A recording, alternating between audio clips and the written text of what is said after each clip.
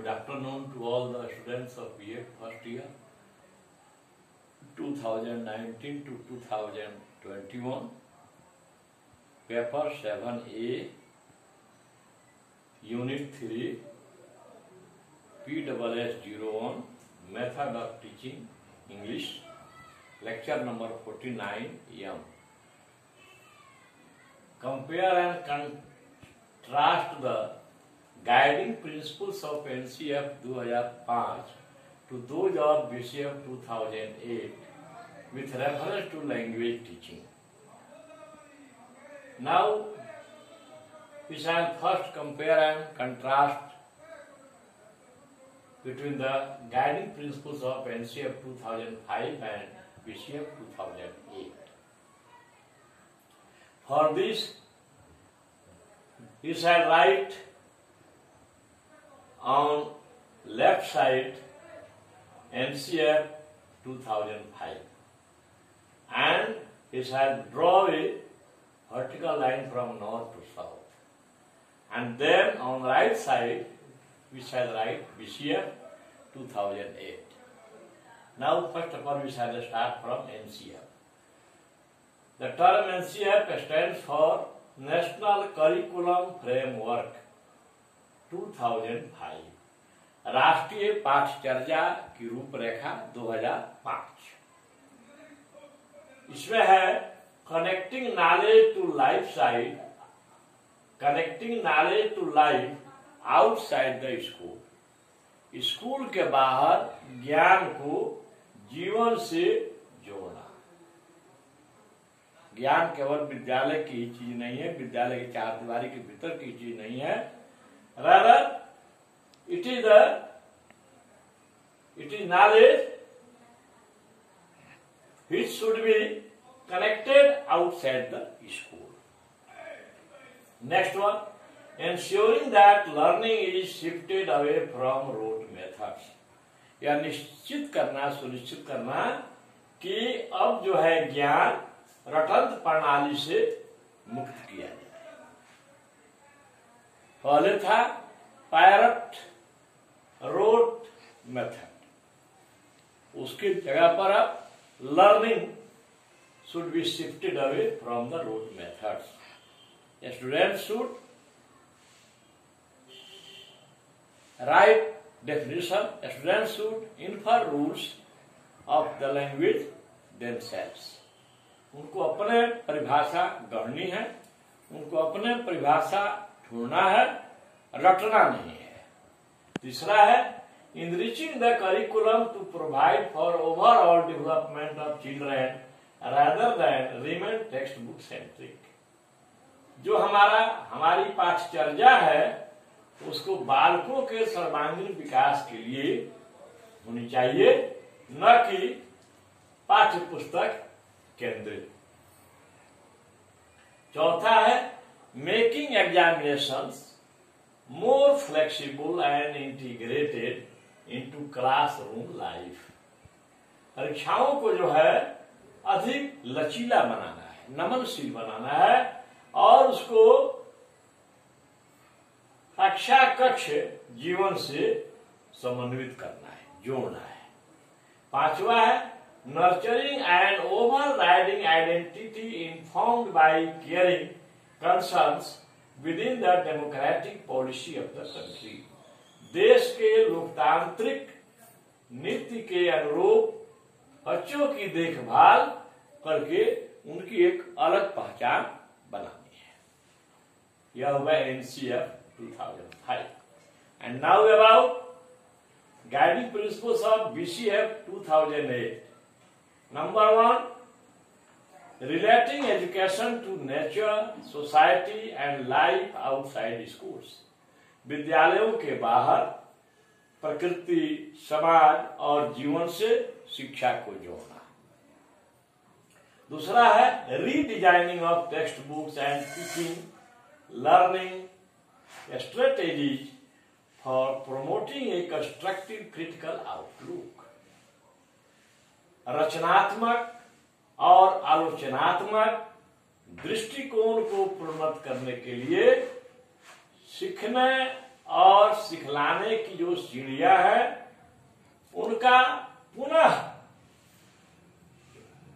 Redesigning करना है, सीखने सिखाने की सीढ़ियों को और टेक्स्ट बुक का फिर से रीडिजाइनिंग करना है ताकि रचनात्मक आउटलुक बच्चों में विकसित हो सके। तीसरा है reinventing classrooms and examination to aid the process of learning. जो सीखने की प्रक्रिया है उसको सहयोग करने के लिए, सहायता करने के लिए कक्षा कक्ष को और परीक्षाओं को फिर से आविष्कार करना है। चौथा है all round development and helping the child to realise her individual potential. बच्चों का सर्वांगीण विकास और उन्हें अपनी वैयक्तिक अस्मिता को महसूस करने के लिए बच्चों को हेल्प करना है। नेक्स्ट है nurturing a child to grow into an inform capable and conscious citizen imbued with social concern. एक छात्र को अच्छी प्रकार से देखभाल करना ताकि वह एक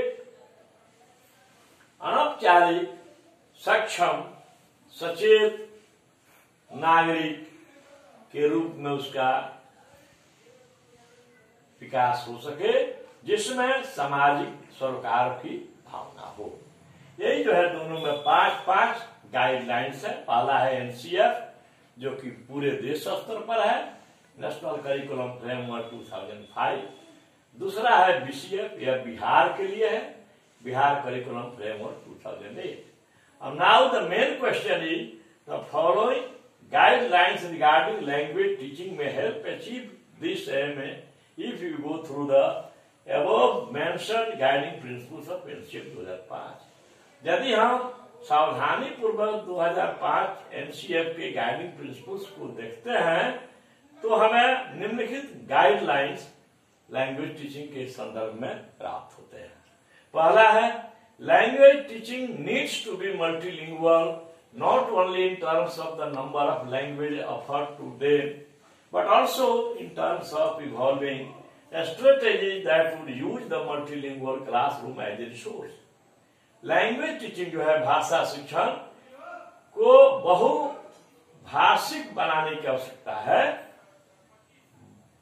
विभिन्न बच्चों की विभिन्न मातृभाषाएं होती हैं, विभिन्न गृह भाषाएं होती हैं, उनका अधिक से अधिक उपयोग करके हम भाषा शिक्षण को बहुभाषिक परिदृश्य में बदल सकते हैं।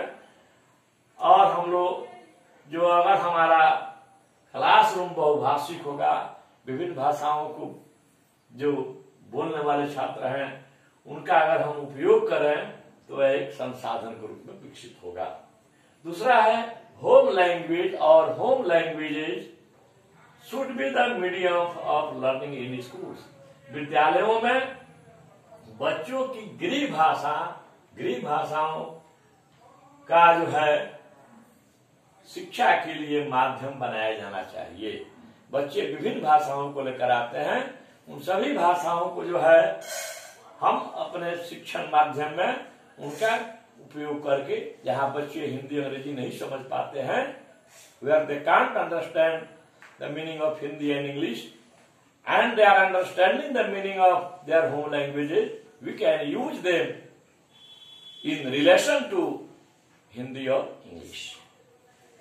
तीसरा है primary education must be covered through the home languages. प्राथमिक शिक्षा को जो है गृह भाषाओं से आच्छादित अवश्य करना चाहिए।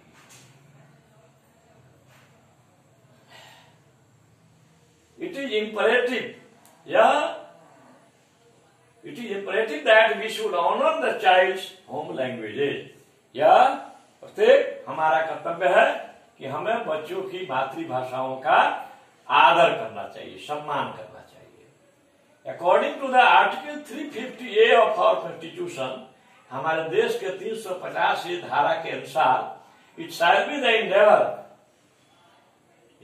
B the endeavor or attempt of every state and of every local authority within the state to provide adequate facilities for instruction in the mother tongue at the primary stage of education to children belonging to linguistic minority groups.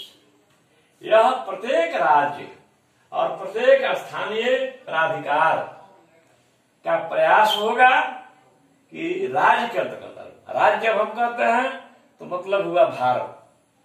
If I say state, it indicates India, not Bihar, UP और MP, because Bihar, UP, MP etcetera are the provinces and India is a state.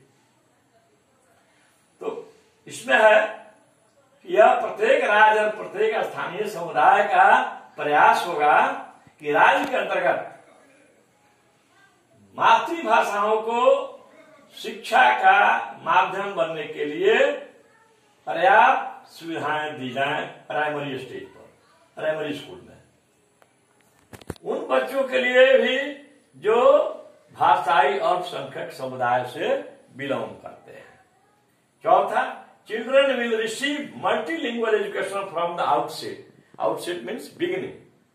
बच्चे जो है प्रारंभ से ही बहुभाषिक शिक्षा प्राप्त करेंगे. द 3 लैंग्वेज फॉर्मूला, ध्यान देंगे, FORMULAE. जब LAE होगा तो अब उसका प्लूरल फॉर्म हो गया, फार्मूला का प्लूरल फॉर्म. सिंगुलर में FORMULA, FORMULAE जब कहेंगे, ई लास्ट में लग गया तो सूत्रों हो गया. तो the 3 language formula recommended by Kothari education commission 1964 to 1966 needs to be implemented in its spirit, promoting multilingual communicative ability for a multilingual country like us.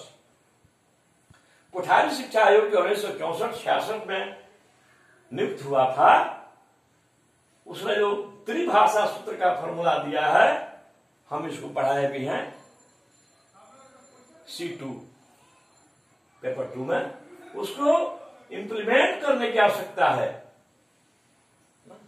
वास्तविकता में इंप्लीमेंट करने की आवश्यकता है, जो कि बहुभाषिक संप्रश्नात्मक क्षमता को प्रमोट करता है. एक बहुभाषिक देश जिसमें हम लोग रहते हैं उसके समान. Next, in the non Hindi speaking states children will learn Hindi. जहां पर हिंदी भाषी राज्य नहीं है, जो हिंदी भाषी राज्य नहीं है, वहां पर बच्चे हिंदी पढ़ेंगे. But in the case of Hindi speaking states, लेकिन जो राज्य हिंदी स्पीकिंग है, children will learn a language not spoken in that area. बच्चे उन राज्यों में उस भाषा को पढ़ेंगे जो उस भाषा वहां पर बोली नहीं जाती है. संस्कृत में also be studied as a mother Indian language. In addition to this language, Sanskrit को MIL के रूप में इन भाषाओं का स्थान पर अध्ययन किया जा सकता है. Next, at later stages, at upper stages, ऊपर की कक्षाओं में, मतलब after matriculation, study of classical and foreign languages में भी स्टडी. वहां पर शास्त्रीय और विदेशी भाषाओं का भी अध्ययन किया जा सकता है. यह this is an extract from page number 32, pedagogy of English 1 for DLED ODL course sponsored by SCRT Patna. Now this is the answer. Thanks.